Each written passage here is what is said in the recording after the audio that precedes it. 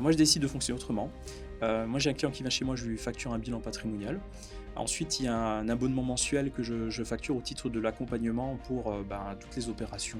Une autre chose qui va driver aussi la sélection, en fait, de la solution, c'est les frais et ça, on en fait état beaucoup, de plus en plus.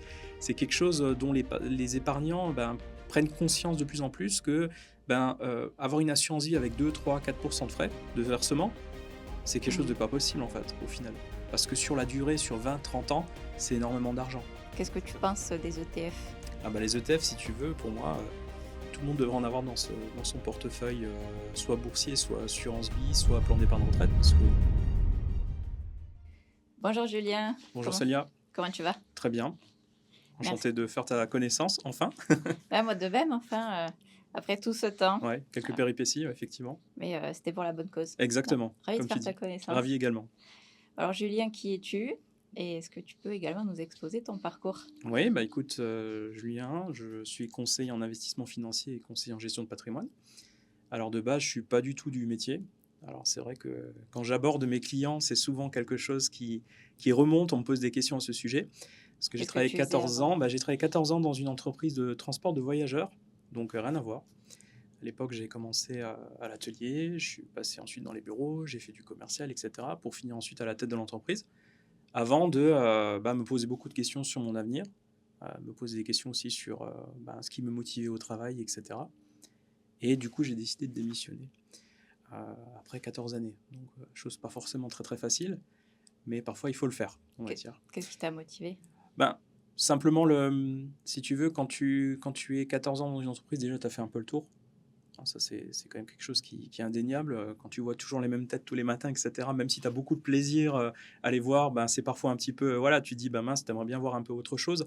L'émission me plaisait, pas de souci. Par contre, c'est vrai que quand j'étais à la tête de cette entreprise, les responsabilités n'étaient pas du tout les mêmes. Et il y avait quand même une certaine pression qui faisait que, du coup, je me suis dit, voilà, tu as 36 ans, stop. Tu n'as plus forcément envie de ça maintenant dans ta vie, tu as donné tout ce que tu pouvais donner à ce niveau-là pendant des années, maintenant change. Et si tu veux, dans mon parcours, à titre personnel, le monde de l'investissement, c'est quelque chose qui m'a toujours passionné. J'investis d'ailleurs à titre personnel depuis que j'ai 18 ans. 18 ans, ouvrir un plan d'épargne retraite à l'époque, tout de Ouais, suite. bravo. Ouais. En fait, si tu veux, personne n'était là pour m'accompagner, pour me dire, tiens, fais-le, etc. C'est simplement des recherches personnelles. Et si tu veux, déjà à l'époque, j'avais pris conscience que on a tous en fait une échelle de temps qui est la même en théorie quand on commence à travailler, à quelques années près, et que l'échéance c'est la retraite, et que finalement notre système de retraite actuellement, il est ce qu'il est. Est-ce qu'il va encore exister dans quelques années? On ne sait pas, mais peut-être qu'il faut faire quelque chose à titre personnel, c'est clair. Et si tu veux, cette façon de faire, le fait de se lancer très tôt, etc., le fait de s'informer, le fait effectivement euh, de, de, de faire par soi-même, d'essayer de se renseigner, etc., je me suis dit, tiens, tu le fais pour toi-même, pourquoi pas le faire pour les autres? Donc, c'est vrai que pendant quelques années, je me suis posé la question, j'ai Parce essayé... que tu voyais peut-être que ton portefeuille performait, tu avais Exactement. des bons résultats. Exactement, donc il y a de l'immobilier aussi, enfin il y a plein de choses. Et au final, je me suis dit, tiens, ça c'est un domaine qui t'intéresse, c'est un domaine où, voilà, même si à titre personnel, ça reste quand même sur une petite échelle, en tout cas tu t'épanouis, tu es content de ce que tu arrives à construire de tes propres mains, avec tes propres moyens au départ, avec des petits moyens au départ. Ça, c'est toujours très important. Il faut bien sûr à un moment donné commencer, même petit, c'est pas très grave, et c'est le temps qui va faire que. Et je me suis dit, tiens, je vais en faire mon métier.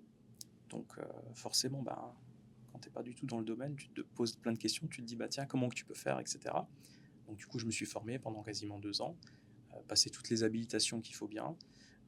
J'ai également fait des cours particuliers de gestion de patrimoine pour justement avoir ce bagage qui me permette de pouvoir exercer pleinement ce métier. Donc tu as décidé de totalement changer de vie. Virage à 180 degrés, 360, j'ai presque envie de dire, j'ai même changé de région pour essayer de me rapprocher déjà de la famille. Et puis surtout, étant donné que je suis de la région de Mulhouse, il y a des pays comme l'Allemagne, la Suisse, etc., où effectivement, la culture de la gestion de patrimoine n'est pas du tout la même. Et c'est très développé là-bas, surtout en Allemagne. Et du coup, Oui. si tu veux, ça m'a donné envie aussi de m'inspirer un petit peu de ce qui se faisait de l'autre côté de la frontière, pour justement essayer de proposer un petit peu des nouvelles choses en France, pour essayer de promouvoir aussi des modes de fonctionnement ou des idées d'investissement également, effectivement. Non, mais c'est vrai qu'en France, au niveau de l'éducation financière, investissement, Mhm. et niveau zéro, hein. Alors, je vais peut-être pas dire zéro, on va dire que ça commence tout doucement à prendre de l'ampleur quand même s'il y a encore beaucoup de travail. Et si tu veux, à côté vraiment du côté investissement, etc., construction du patrimoine, j'avais aussi l'envie, si tu veux, de transmettre un petit peu ce que j'ai appris, euh, les bonnes méthodes, les bonnes pratiques, qu'est-ce qu'il faut faire pour essayer de construire un patrimoine quand on est jeune, très jeune même. Et du coup, ça m'a donné envie, si tu veux, de proposer mes services pour donner des cours dans une école de commerce du côté de Mulhouse. Et donc, du coup, j'ai un public de jeunes actifs ou de futurs jeunes actifs devant moi.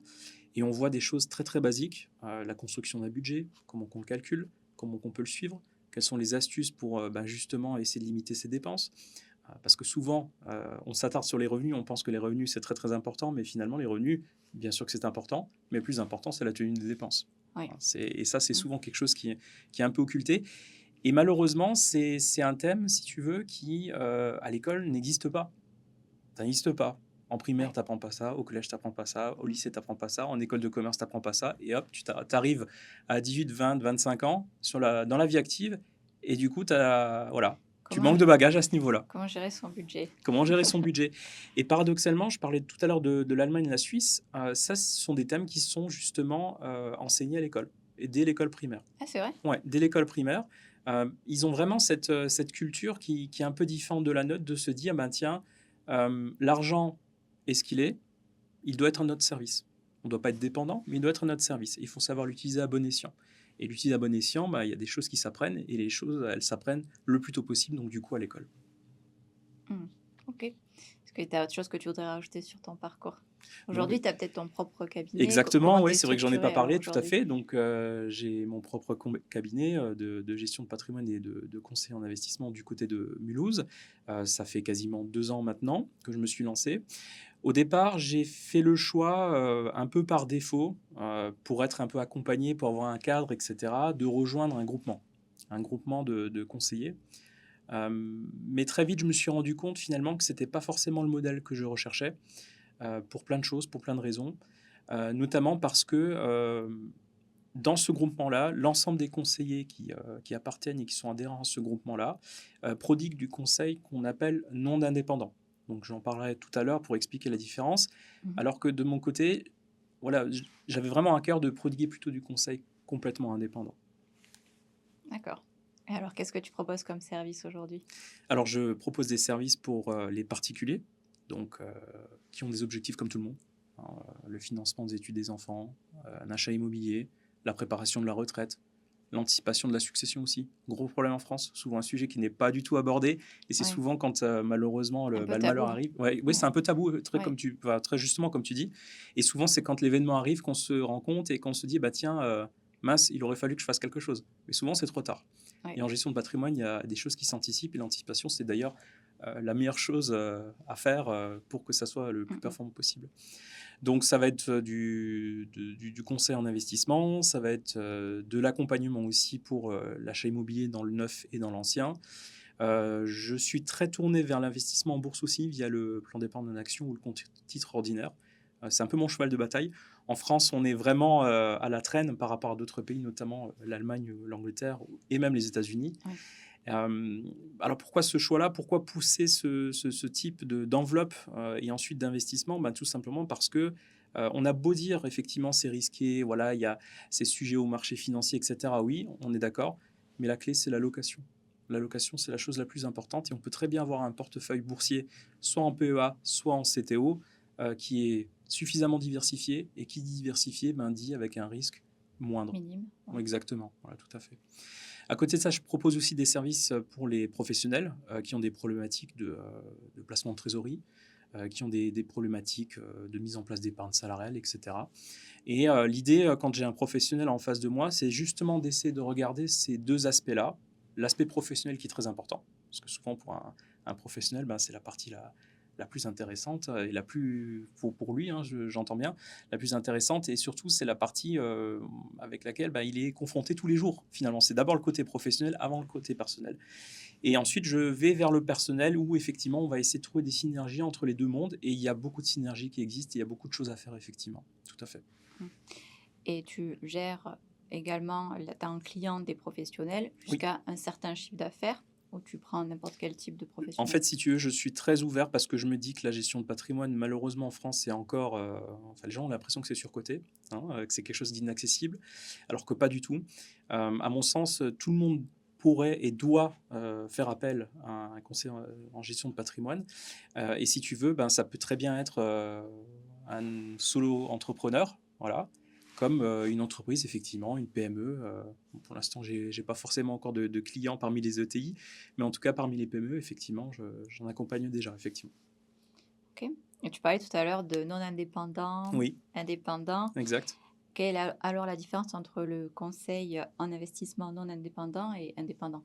Alors, si tu veux, pour recentrer un petit peu, déjà, ce qu'il est utile de rappeler, c'est qu'il y a 3 types de conseillers. Il y a le conseiller en gestion de patrimoine non indépendant salarié. Alors lui, très typiquement, il va travailler au sein d'une compagnie d'assurance, au sein d'une agence bancaire. Voilà. Donc ça représente vraiment le gros des conseillers en France. Très souvent, les particuliers français sont rattachés à ce type de conseiller-là. Conseiller clientèle, on peut presque résumer comme ça. Et ensuite, bien sûr, qu'il y a des conseillers en banque privée, etc. Donc ces conseillers-là, si tu veux, prodiguent du conseil non indépendant. Non indépendant, en fait, si tu veux, ce qu'il faut regarder, c'est la rémunération qu'il y a derrière. C'est simplement ça. D'accord. Leur rémunération va essentiellement se constituer de commissions qui sont rétrocédées par les entités financières avec lesquelles ils travaillent. Donc très typiquement, un conseiller bancaire qui travaille dans une banque, tu vas le voir, tu lui dis écoutez, monsieur le conseiller, j'aimerais bien placer un peu d'argent. J'aimerais bien ouvrir une assurance vie parce que j'en ai pas. Donc le conseiller va faire tout le travail effectivement pour voir si c'est effectivement quelque chose d'adapté pour lui, pour sa situation, ses objectifs, etc. Sauf que lui va être limité par le produit qu'il va pouvoir conseiller. Il va être limité simplement par les produits qu'il a dans son portefeuille de produits et donc concrètement les produits de la banque qu'il emploie. Premier cas. Donc ça, très clairement, c'était si tu veux, je voulais pas m'enfermer dans ce modèle-là. Je voulais pas me retrouver coincé, effectivement, restreint, avec un bagage de solutions à mettre à disposition des clients. Parce qu'au-delà de mettre à disposition des solutions, il y a d'autres choses dans la gestion de patrimoine. Et tu parlais de la commission tout à l'heure. Oui. Quel pourcentage de commission ils prennent Ça peut aller en général de 2, 3, 4, 5, 10%, ça va dépendre, effectivement. Et donc c'est très lucratif, ça c'est clair. Hein, je veux dire, c'est souvent quelque chose qui rapporte beaucoup d'argent. Et c'est indolore pour le client, souvent. Hein, le client, lui, quand il va placer son argent, il va, je ne sais pas, ouvrir une assurance vie avec 10 000 € dessus, par exemple. Il y a peut-être 150 € qui vont venir directement au conseiller. Et ça, c'est pris sur les frais, sur versement, par exemple. Donc, c'est complètement indolore pour le client. Ouais, prélèvement automatique. Les prélèvements automatiques, effectivement, quand on fait des versements programmés tous les mois, il y a toujours une petite partie, effectivement, qui va revenir sous forme de rémunération au conseiller. Donc ça, c'est le premier type de conseiller. Ensuite, il y a les conseillers indépendants capitalistiquement, c'est-à-dire qui ont leur propre structure, qui ne dépendent de personne, mais qui prodiguent encore et toujours du conseil non indépendant. Donc typiquement, là, c'est 92% des conseillers indépendants en France, capitalistiquement j'entends, qui ont ce modèle-là. Donc pareil, ils ont leur clientèle, ils ont leur portefeuille, ils sont libres de nouer n'importe quel partenariat avec qui ils ont envie, tout simplement. Et si tu veux, le mode de rémunération sera exactement le même. Ça va se faire sous forme de rétrocession de commission. Voilà. Et ensuite, tu as le troisième modèle dont je fais partie. C'est le conseiller en gestion de patrimoine indépendant qui prodigue du conseil indépendant. Voilà. La grosse différence, c'est la rémunération, effectivement, qui ne se fait pas sous forme de commission, mais uniquement sous forme d'honoraires. Donc, très typiquement, c'est comme si maintenant tu avais besoin d'un avocat. Un avocat, tu vas régler une note d'honoraire. Quand tu viens chez moi, c'est pareil. Une note d'honoraire également. Alors, est-ce mieux? Moins bien? Moi, je dirais qu'il n'y a pas de mieux ou de moins bien. Moi, je dirais simplement que les Français doivent se diriger vers un conseiller de gestion de patrimoine. S'ils ont des affinités avec leur conseiller bancaire, qu'ils y aillent, c'est tant mieux. S'ils ont des affinités avec un conseiller qui prodigue du conseil non indépendant, tant mieux, c'est-à-dire qu'ils sont d'accord que ça fonctionne comme ça. Et s'ils sont contents et s'ils ont envie de tester un nouveau modèle, ils peuvent venir effectivement chez un conseiller indépendant, chez moi en l'occurrence. Euh, Pourquoi utiliser des honoraires et pas une commission? Ben, si tu veux, les honoraires, pour moi, c'est vraiment une garantie d'une absence complète de conflit d'intérêts. Je m'explique. Mhm. Quand tu as une solution que tu souhaites proposer à ton client, donc tu sais que tu vas toucher des commissions quand tu es non indépendant, 2-3%, peu importe le montant. Très souvent, Oui, parce que tu as utilisé tel actif. exactement, voilà, c'est ça. Donc, tu es récompensé par une commission Exactement. pour avoir vendu tel actif. Voilà, par exemple, une SCPI. Je suis client, je veux de la SCPI, je veux investir 20, 30, 40 000 euros, peu importe. Ben, du coup, je vais peut-être toucher 3, 4, 5% en tant que conseiller au titre de l'apport d'affaires entre le client et l'entité financière. Ben, très typiquement, si tu veux, ces commissions-là, ben, comme je t'expliquais tout à l'heure, souvent le client, ben, voilà, il va payer des frais de souscription. Hein, pour une SCPI, typiquement, c'est 10%. Il y a 3% qui vont revenir au conseiller. Si tu es d'accord, tant mieux. Mais moi, je préfère dire, je ne veux pas ce modèle-là. Pourquoi? Parce que bah, des SCPI, il y en a quasiment 200 en France. Donc potentiellement, tu peux avoir 200 partenariats, entre guillemets. Euh, En fonction des SCPI, tu peux avoir des commissions qui vont être plus ou moins importantes.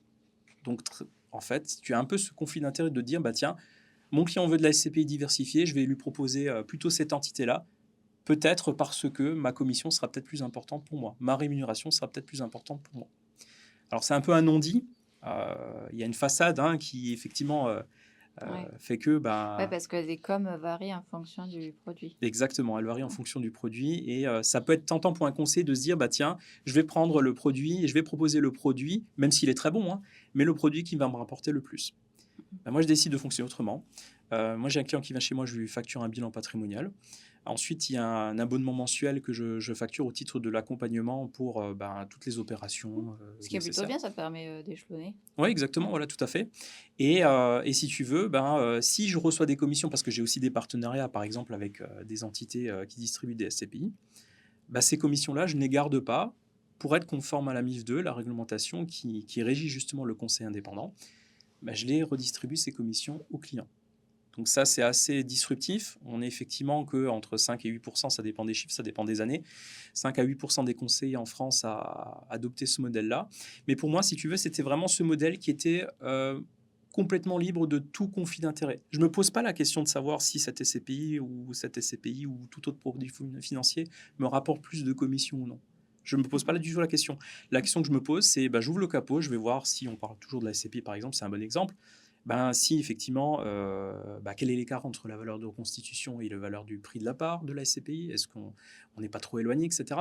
Donc je vais vraiment regarder, vais me faire une conviction et finalement je vais proposer le produit financier ou l'investissement que je proposerai à moi-même en fait. Voilà, tout simplement.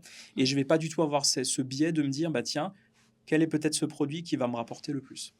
Donc, c'est uniquement le mode de rémunération qui Exactement. te fait dire que tu appartiens à cette catégorie Exactement. de CGP indépendant. C'est ça. Et souvent, il y a vraiment cette confusion aussi parmi les particuliers et parfois les professionnels. Ben, souvent, les conseillers se présentent comme étant indépendants. Oui, on est tous indépendants dans les deuxième et troisième catégories que j'ai présentées tout à l'heure. On a tous notre structure, notre entreprise. Donc, on est effectivement libre.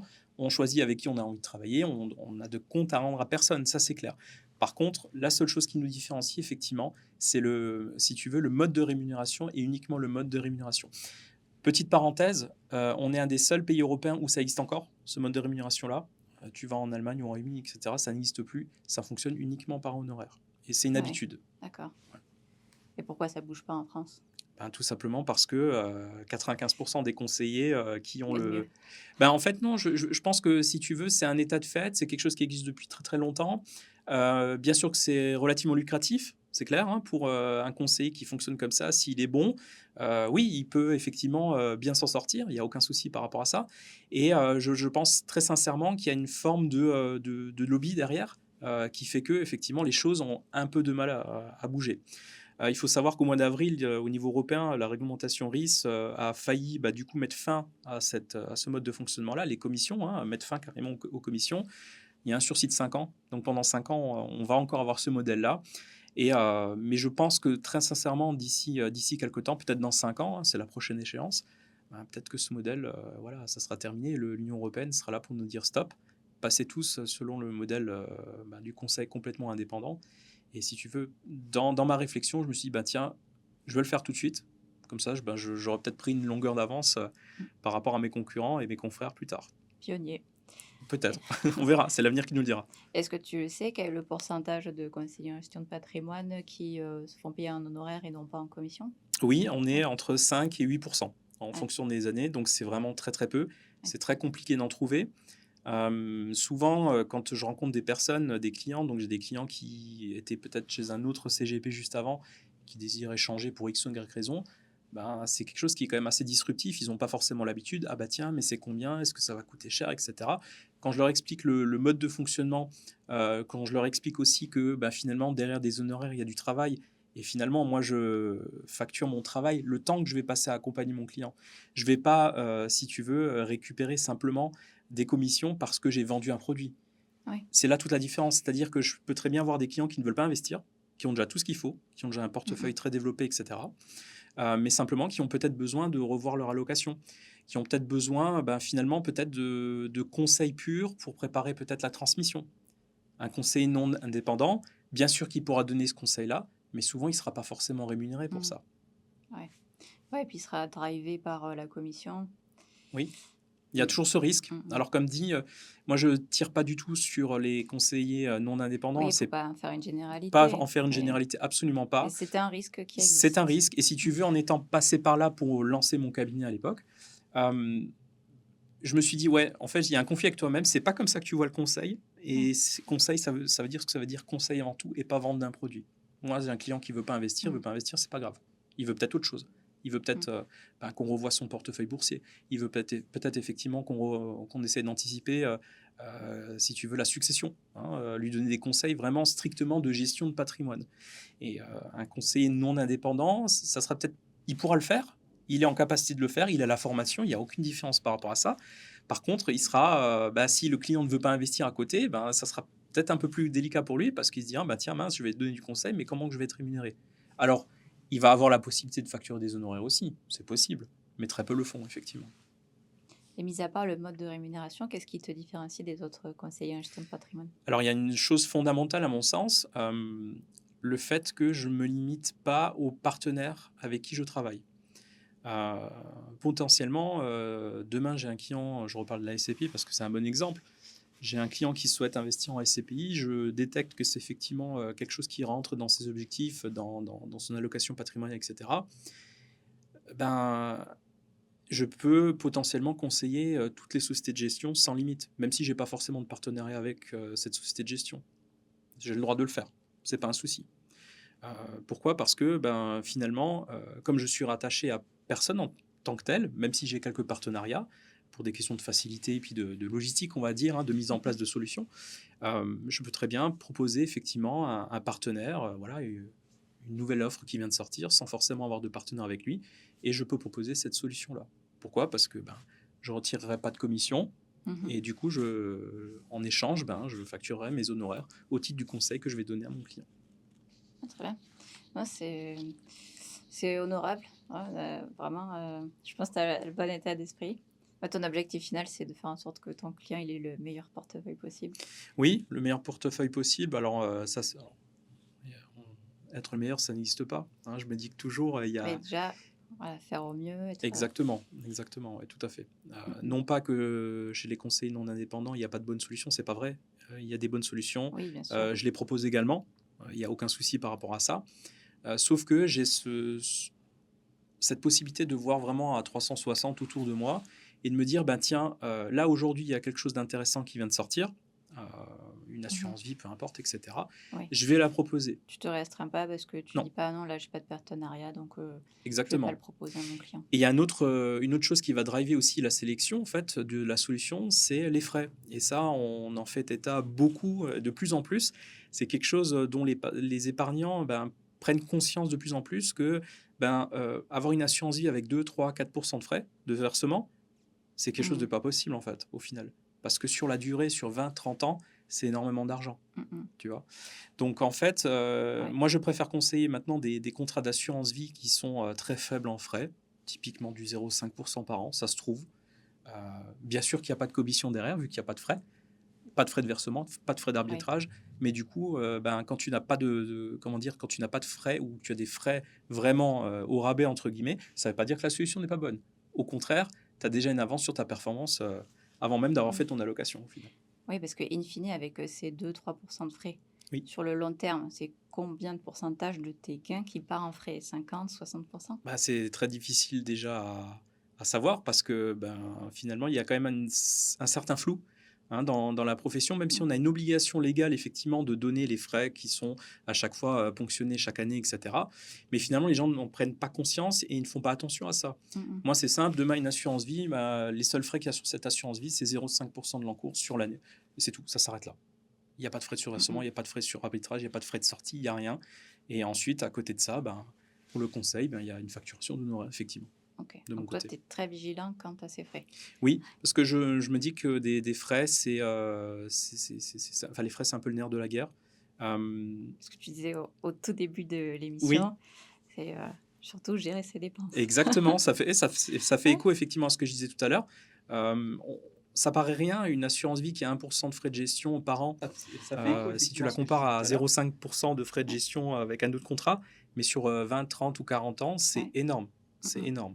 C'est énorme. C'est énorme. C'est vraiment le mot. Oui, tout à fait. Et tu disais précédemment que tu avais un appétit pour tout ce qui est bourse. Oui. Qu'est-ce que tu penses des ETF?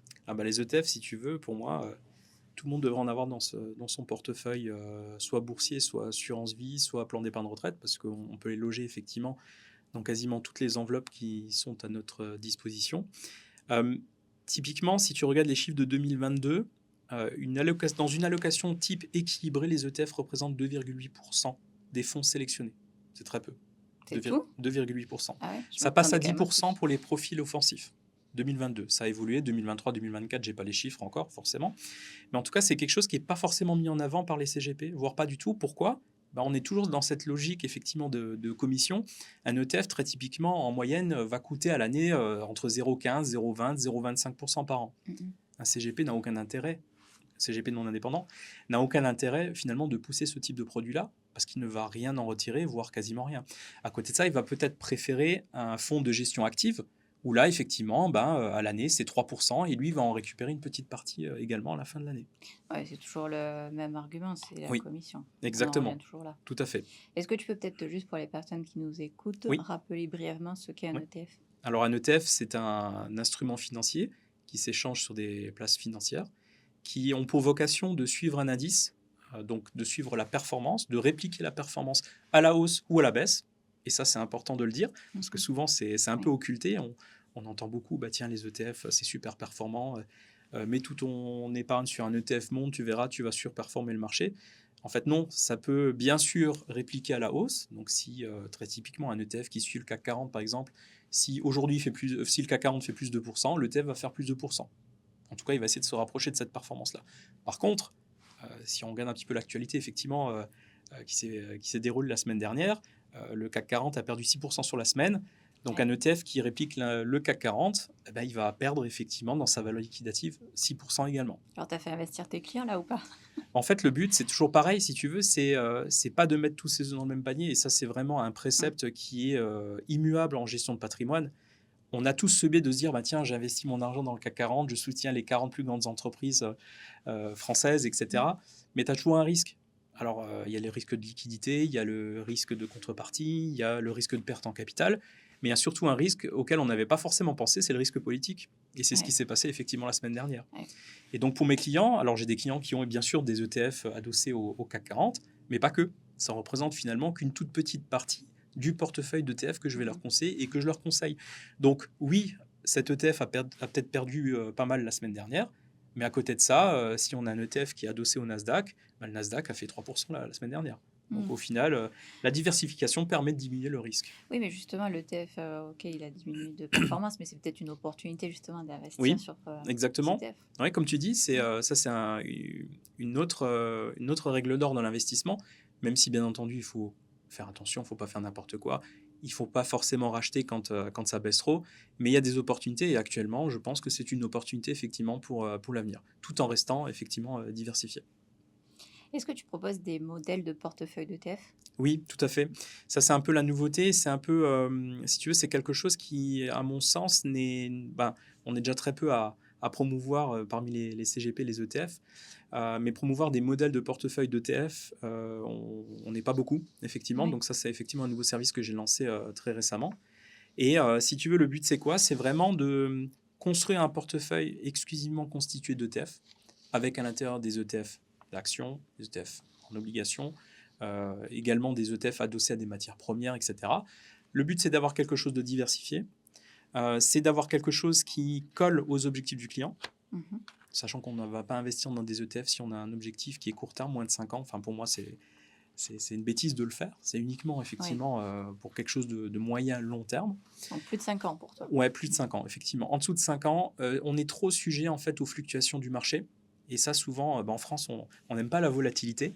Donc, si effectivement notre objectif, c'est de partir à la retraite dans 5 ans, on investit aujourd'hui effectivement dans des ETF ou en bourse de manière plus générale, dans 5 ans, oui, structurellement, les marchés sont haussiers depuis des années, etc. Les actions, ça représente la meilleure classe d'actifs sur 40 ans, avec en moyenne entre 6 et 8% de performance par an sur ces 40 dernières années. Oui, sur 40 ans. Entre-temps, il y a 5 ans, il y avait Covid, par exemple. Oui. Donc, si on avait investi en 2015 et on souhaitait sortir en 2020, c'était peut-être un peu compliqué. Par contre, la personne qui a investi en 2015, oui, elle a dû faire face en fait à la baisse due au Covid, une grosse baisse, mais si elle a pu bénéficier d'un accompagnement, si elle a pu bénéficier aussi d'un accompagnement émotionnel, j'ai envie de dire, parce que souvent ce sont les émotions qui guident Qui nos parle. choix, peut-être que cette personne est restée investie. Pourquoi? Parce qu'elle s'est dit, bah tiens, mon objectif, c'est dans 20 ans, c'est ma retraite, c'est un accident de parcours. On a connu 2008, ça a bien baissé, ça a remonté derrière. Et en fait, la bourse, c'est vraiment une histoire de cycle. Donc il y a des cycles baissiers, il y a des cycles haussiers. Alors certes, actuellement, on est dans un cycle haussier, on est quasiment au plus haut. Il y a une correction qui a eu lieu la semaine dernière. Mais au final, bien sûr qu'il faut faire attention, bien sûr qu'il y a une sélection à faire dans ces ETF, dans ces fonds, etc. Mais il ne faut pas oublier son objectif et mettre une croix, si tu veux, sur la bourse, pour moi, si tu as un objectif de plus de 5 ans, 10, 15, 20, 30 ans, c'est une erreur. Pour moi, ça doit faire partie au même titre que l'immobilier, en fait, au final. Est-ce qu'on gagne toujours à mettre sur 15-20 ans sur des ETF? Alors sur des ETF, on a peu de recul entre guillemets parce que finalement c'est quelque chose qui n'est pas forcément très vieux. Mais à côté de ça, si tu regardes les performances sur les 15 années, donc on a à peu près une quinzaine d'années en Ah, France, il y a des stats. il y a des statistiques, on est systématiquement gagnant. Pourquoi? Parce que les marchés sur les 15 dernières années ont fait entre 7, 8, 10% en fonction des indices. Vu qu'un ETF suit l'indice ou les indices, les ETF qui suivent ces indices ont fait 7, 8, 10, 12%, effectivement. Mhm.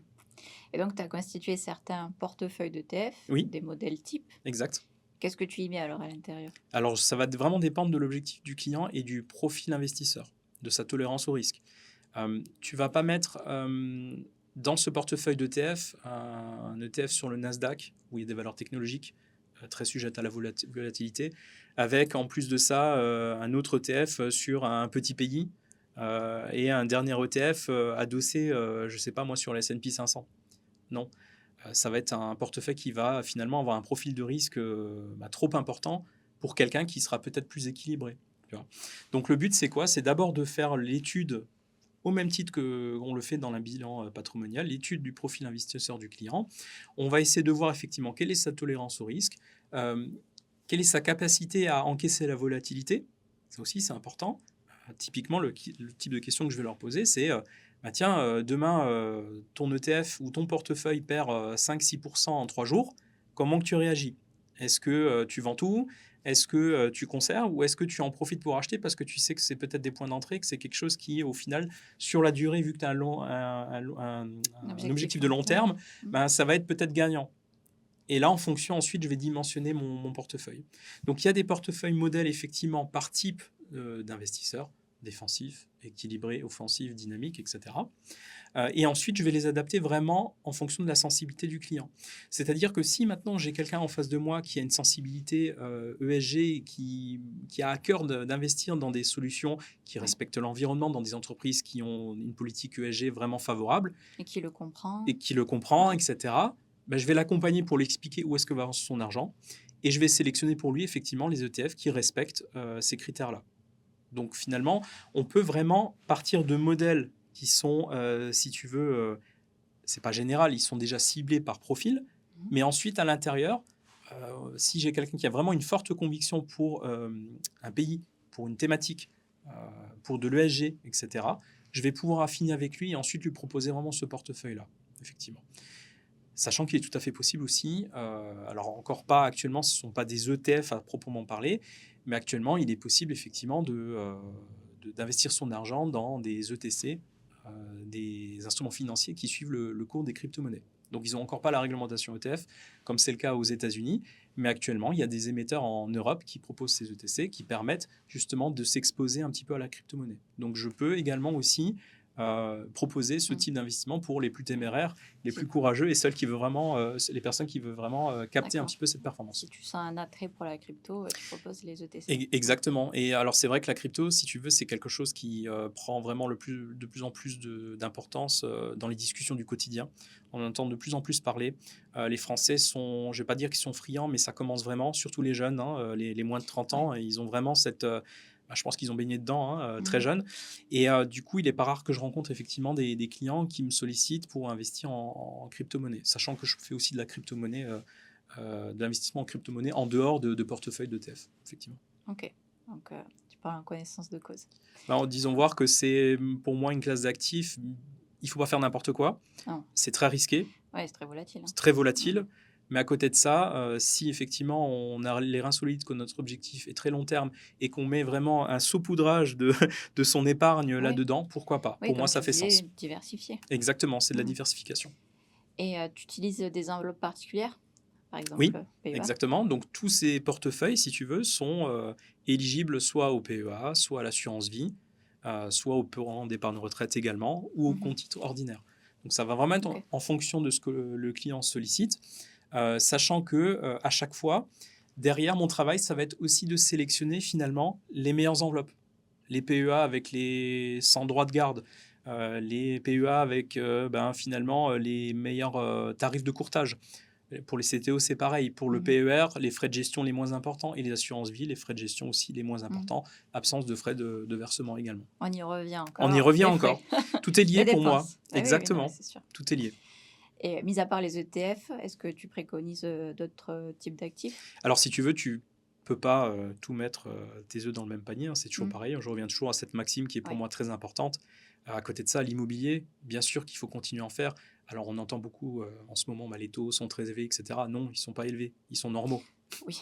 Voilà. Et ça, les gens l'ont oublié. Ils ont oublié qu'entre 2019, 2018, 2019, 2020, on était dans une anomalie, très clairement, Ouais, c'est sûr. avec des taux réels négatifs. Là, on est sur des taux qui sont certes plus élevés, certes, ça coûte plus cher. Certes, si tu veux investir demain en immobilier, du coup, tu auras peut-être moins de surface qu'il y a 3 ans pour le même budget, c'est clair. Mais si tu veux, on est dans des taux qu'on avait vus aux alentours des années 2015-2016 et qui sont pour moi pas forcément... Enfin, ils sont normaux, vraiment. Ouais. Et si tu veux... Et qui sont finalement pas si élevés parce que Oui. nos parents, nos grands-parents, c'était pas ces taux-là. Hein. Exactement. Alors, tu vas me dire, il y a les prix de l'immobilier qui n'étaient peut-être pas forcément aussi élevés. Ça, c'est vrai. Oui. Mais à côté de ça, quand j'ai un client qui vient chez moi et qui me dit, tiens, les taux sont élevés, etc., est-ce que c'est le bon moment d'investir dans l'immobilier? Moi, ce que je leur dis, si vous vous sentez prêt, si vous avez effectivement de l'apport, parce que l'apport désormais est quasiment indispensable, effectivement. Si vous avez, au-delà de l'immobilier, d'autres choses dans votre portefeuille, dans votre patrimoine, si ça répond à un objectif, peut-être plus tard, effectivement, se générer des revenus complémentaires à la retraite, pouvoir léguer ensuite ce bien immobilier peut-être à des enfants, etc. Si tous ces si-là sont réunis, bien sûr qu'il faut y aller. Parce qu'on ce qu'on oublie, et ça les gens souvent l'occultent, ou n'y pensent pas, ou j'en sais rien, ou on ne leur dit pas, je ne sais pas. Aujourd'hui, tu empruntes, je ne sais pas, sur 25 ans à 3,5% ou 4%. Ça ne veut pas dire que dans un an, les taux seront au même niveau, et si ça se trouve, tu vas pouvoir les renégocier. Ouais, renégocier. Exactement. Et l'avance que tu auras pris pendant 1 an, 2 ans, 3 ans où tu auras un taux haut, entre guillemets, bah, c'est Mmh. de l'avance que tu auras pris sur ton objectif. Et c'est du temps que Ouais. tu ne rattrapes plus si tu ne l'as pas fait, en fait, au final. Mmh mh. Oui et puis si on regarde le côté patrimonial, peut-être que ton bien, tu as réussi à l'avoir avec, une décote que tu Oui. aurais pas pu obtenir avant avec des taux bas Mhm. et il prend de la valeur au fur et à mesure des années. Exactement. Non? L'immobilier, effectivement, reste une valeur refuge très chère aux Français. Euh, les prix d'immobilier, on ne sait pas trop ce que ça va donner. Bien sûr que ça baisse en ce moment. Donc, je reviens toujours à ce que je disais tout à l'heure. Tu as la possibilité de le faire. Tu as un taux qui est un peu haut, etc. Mais tu as les prix d'immobilier qui commencent à baisser. Bien sûr que ça peut être le bon moment si tu peux le faire, ça c'est clair. Mais à côté de ça, bien sûr tout le monde parie bien sûr sur la hausse des prix d'immobilier. Mais personne n'a de boule de cristal pour savoir effectivement où est-ce qu'on sera dans 10, 15 ou 20 ans, c'est clair. Moi, ce que je dis simplement à un client, ne regardez pas ça. Regardez si vous pouvez le faire maintenant. Regardez si ça répond à un objectif. Ça s'arrête là. Si vous pouvez le faire, faites-le, bien entendu. Très bien. Est-ce qu'il y a un autre point que tu souhaitais ajouter? Ce que j'aimerais rajouter, c'est que si tu veux, le mot conseil en gestion de patrimoine fait peur. Mmh. Moi, je dirais plutôt pédagogie financière. Moi, je me présente souvent comme ça. Je fais de la pédagogie financière auprès des personnes que je rencontre et des étudiants dans le cadre de mes cours, mais également auprès des personnes que je rencontre. Pourquoi? Parce qu'on voit des notions de budget, on revoit effectivement des notions d'investissement très simples qui ne sont pas forcément acquises par rapport aux gens que je Ouais. rencontre, etc. Et si tu veux, pour moi, un conseiller en gestion de patrimoine, c'est vraiment quelqu'un qui va agir comme le médecin de famille, en fait, des finances. Il faut vraiment le voir comme ça.